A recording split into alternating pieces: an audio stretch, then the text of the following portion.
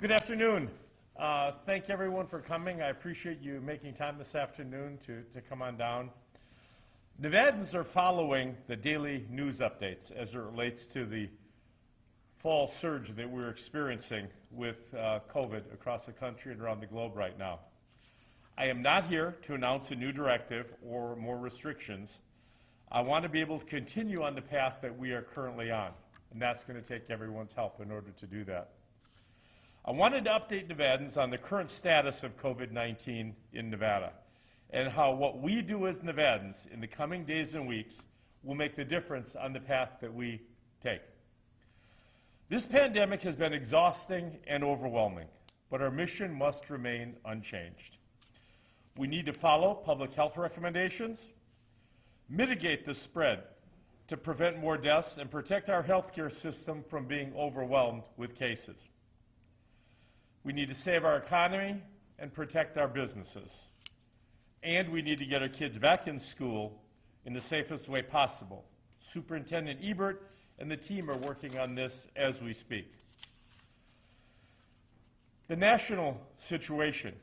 Nationally, we have surpassed 8 million known cases. And last Friday, the U.S. had 70,000 new infections in one day, the highest single one-day total since July. Sadly, there have been over 220,000 deaths to this date. And there is a story behind every one of those deaths, a name and a family. However, we're also seeing signs that treatment nationally has improved, reducing the percentage number of lives that are lost as a result of COVID-19. There are a number of states seeing concerning increases in cases and in their hospitalizations. One of the biggest challenges is the speed at which this virus spreads and impacts hospitals. One day it's fine, you're not at the capacity, and a week later you can be bumping up against your capacity for beds and for ICU units. Hospitals can then be teetering on the edge of having to turn patients away. We have to avoid that. In Nevada, we are also seeing a significant trend in new cases. According to this week's White House COVID-19 task force, we are in the red zone for cases, and we have the 24th highest rate in the country. We are in the orange zone for test positivity, with the 16th highest rate in the country. Our 14-day test positivity rate is currently 9.1%.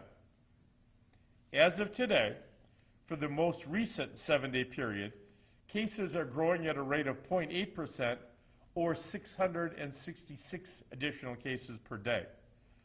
For comparison, the growth rate for the 7-day period at the beginning of September was 0.5% and 332 cases per day, half of what it is today. Nevada is not currently experiencing concerns related to hospitalization saturation or critical infrastructure overload based on COVID patients, with relative demand placed on hospitals by COVID at approximately 10%. But hospitalizations are steadily increasing in Nevada. Things can change over a matter of days, especially in flu season. Flu shots are more important this year than ever. The combination of flu and the COVID could place an enormous burden on our hospitals. We cannot let that happen. Please do your part. Get a vaccine for the flu. I also want to thank our healthcare workers, our frontline workers who have worked so hard fighting this virus. They never got a stay-at-home order. We owe it to them to protect their health and honor the service that they provide. The situation we're now facing, and is of extreme importance, is what we're calling overcoming COVID fatigue in Nevada and in the country. Back in the spring, and while it seems like it was a decade ago, scientists and public health officials were saying it would take 15 days to flatten the curve. I remember Vice President Pence holding up a sign, and then it was 30 days to flatten the curve. COVID wasn't supposed to last this long. We all feel COVID fatigue, and it results in riskier behavior and complacency. We cannot let that happen. Unfortunately, this virus doesn't get fatigued. It's alive and well. It's that simple. We can't get tired because the virus isn't tired. And if we allow the fatigue to take over us, the virus will spread. You need to do your part. Wear a face covering.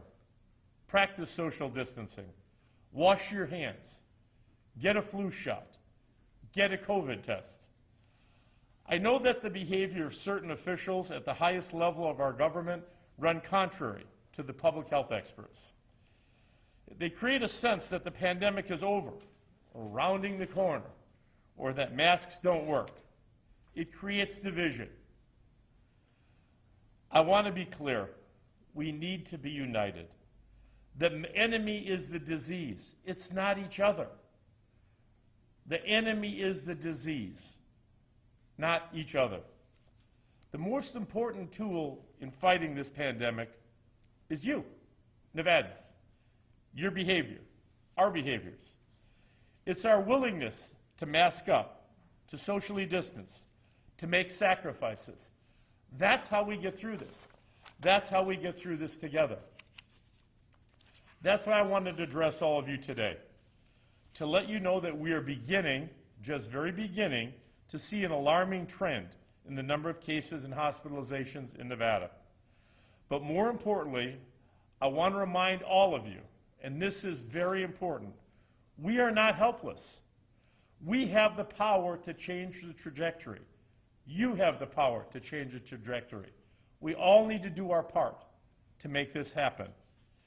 If I had a dial in my office where I could turn it down and control the cases, I'd turn it all the way to the bottom and be able to move on. But I don't have a dial like that. Nevadans control the dial through their willingness to adapt and adopt public health measures.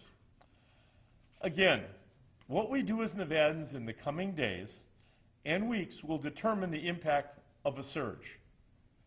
We are not helpless against this pandemic. We can fight this pandemic if we all work together, united. Here's my appeal to all of you. If, like me, you want to open more and not less, if you want to get your kids back in school, back in the classroom, if you want people to be able to return to their jobs, this is what it takes, this mask. This is the key. In a situation that can seem complex, it's really very simple. We can overcome this disease. We can fight back. So here's what we need to do, Nevada. Compliance with our face covering protocols, social distancing, individual hygiene, avoiding crowds in public and private gatherings. If you're sick or you have been exposed, please isolate yourself and stay home. Get a test if you had a positive contact or symptoms. You can get a test across the street. The turnaround time has been shortened drastically. Do your part to help us fight this disease. I want to update you on a couple other things before I open it up to a couple questions. DETR has begun processing and paying the additional unemployment insurance money through the Federal Lost Wages Program. Payments are being made right now for claimants who are eligible for this program. Last week, Nevada DHHS submitted the state's COVID vaccination plan to the CDC. I'm extremely proud of the work that's been done on this plan, and I look forward to providing an update with the state vaccination team next week. That concludes my prepared remarks. If anybody has any questions, I'd be happy to take a couple. If you want to go to the microphone. Just ask that you line up at the microphone so that those at home can hear you. Governor Joe Bartels with 13 Action News. Could you explain a little bit more about the game plan for vaccinations? I know that there was some deadlines that were required. Can you talk a little bit more about if and when a vaccine becomes available, what that may look like in terms of distribution? The vaccine for COVID as opposed to the vaccine for flu? For COVID, yeah. COVID, yeah, okay. For COVID, yeah. We are on regular contacts with the Vice President's task force as it relates to COVID. There is still no hard date or company in terms of which company is going to come with the vaccine first. or what date that vaccine will be made available. It's going to be in extremely limited supply at the beginning, in the immediate month or so following that. It's our intent to make the vaccine available to our frontline workers, our healthcare workers, our vulnerable population first, before we make it available to the general public. We'll be able to give a lot more details on the distribution of the vaccine next week when we have that press conference. We're doing what we can to get the infrastructure in place in terms of the equipment. You need especially cold refrigeration to get that handled, and we'll make that all available next week. Thank you. Governor Orko-Manna with Channel 8 here in Vegas. You mentioned talking with Joan Ebert about possible plans for a school. Can you elaborate on that a little bit more? Sure. Joan and I talk regularly, and hey, I'm a dad. I know what it's like that your kids aren't in school. It would be my goal that we get our kids back in the classrooms as quickly as we can, get them back in the classrooms. Our school boards are working with our health districts. In, I believe, 16 of our 17 counties, we have some attendance in classrooms right now. Clark is currently the one that doesn't have any kids in school. It's my hope that the groups can work together, the school board along with our health officials, to come up with a plan that we can get our kids back into classrooms as soon as possible for their education. That would be my wish. And I know the school board, I've talked to Superintendent Jara, and I've talked to a couple of school board members. I know they've got some meetings upcoming to deal with this, and hopefully they'll be able to come into to an agreement, a consensus with the parents and with the faculty. Governor Enzo Marino, Fox 5 News. You talked about Nevada being in the red zone. At what point do you think you would need to re-implement some of the restrictions that have been lifted in the past recent weeks and months? I hope we never get to that point. Ultimately, that point is going to be determined based on the behavior and the assistance that I get from every Nevadan. We're looking at trends more than specific numbers that have to be hit, benchmarks.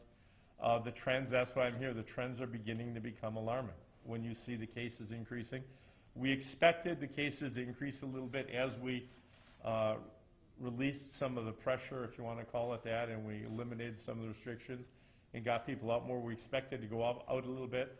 I am aware, and I'm very happy about the fact that compliance with our mask wearing is becoming larger, which is very, very good. But this is something that I know the school boards are looking at when they talk about opening up our schools, and we're going to have to continue to address these issues with the task force and determine with the health experts if we hit that point. We're not at that point now. I don't want to get to that point, and every single Nevadan can make a difference on us getting to that point or not.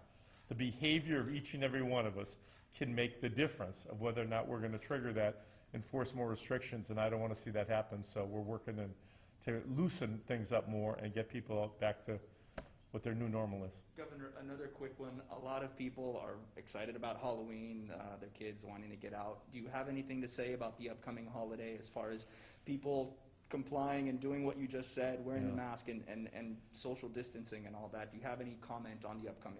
Well, Halloween is going to be tough. I mean, you can still have Halloween, but you have to have it safely. And I ask you to follow local restrictions and guidelines when it comes to Halloween. I know the First Lady and I had a great time last year for our first year in the mansion to distribute candy to the kids. We probably had 1,500 kids come by. We're not having that this year, unfortunately, because you can't social distance that many people. But I encourage everyone to follow their local jurisdictions and health guidelines when it comes to Halloween, and hopefully the parents will be able to make a Halloween experience where they can do it virtually for the kids. Thank you, Governor. Victor Jakes, Las Vegas Review-Journal. A couple weeks ago, CCSD put out some attendance numbers for distance learning, and it showed African American and Hispanic students were much less likely to show up on a given day for class. Are you concerned that continued distance learning is going to exacerbate racial disparities in student achievement? I'm concerned that distance education as a whole is going to exacerbate, the learning curve, if we want to call it that. It is my desire to get kids back in a classroom. I don't think there's any denying it. Education works better when kids are in classrooms. That being said, I want them in classrooms safely. And I've asked the superintendent and spoken with him numerous times over the past week or so to work with our health districts and try to come up with a plan that we can get kids back in the classroom safely and all kids will be able to experience the regular activities of the classroom. I mean, I feel terrible that kids, seniors, are not able to have their homecoming or their prom, or to participate in events that might help them get college scholarships later. That's very, very difficult, and I know they're missing out on experiences that everybody here had as a senior in high school, or if you've got kids that they had when they were in school. Being honest, kids want to get back and they want to see their friends. They haven't seen them all summer. They want to see their friends, and I want them to be able to see their friends, but I want them to be able to see their friends safely in the classroom, and Superintendent Ebert has taken the lead to hopefully get us there quickly.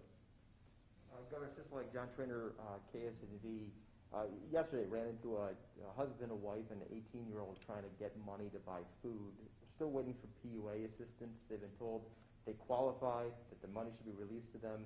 It hasn't been. I know you've gotten this question a lot, but are there guarantees you can make to people now waiting for money that they're going to get that money? The guarantee that I can make is that I've got a staff that's working overtime. We've added a lot more people to adjudicate these claims. You've seen the press conference that the U.S. Attorney had, Nick Jutanich, about the fraud that related. We sent out a lot of letters this week about fraudulent claims. You saw the Maserati that was stopped on the strip here, and it, I don't know, $60,000, $70,000 in cash and 24 unemployment cards in it. We're trying to protect the sanctity of the system, and so much as employers, whatever we end up paying, we have to borrow money from the federal government. Employers are going to have to make up that deficit. We have to pay that money back, and that money is going to come back through future unemployment benefits that are paid to the state. And we need to protect that the wages are being paid. I know we're having a problem with some claimants, but the claimants that we have are ones that have got some mitigating factor that we're trying to work through one at a time. And we've got every available state employee working on these claims. One more question for you. Test positivity rate, you said just over 9%.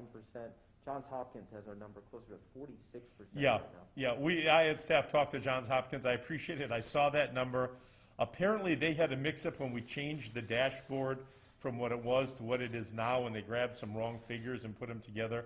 But I'm hopeful that they'll come up with a correction to that in the next few days. But they agreed. We explained to them. I had our DHHS call them and explain how we got to our rate, and they agree. It's just a matter of communicating it to the right people. Great, well, thank you everyone for coming out. Thanks, everybody. Stay safe. And the other thing I'd like to encourage everybody to do is vote. We're in the middle of early voting. Mail your vote in, drop your vote off, go to early voting, or vote on Election Day. But whatever you do and whoever your candidate is, please turn out and vote this year and get a flu vaccine. Thank you all.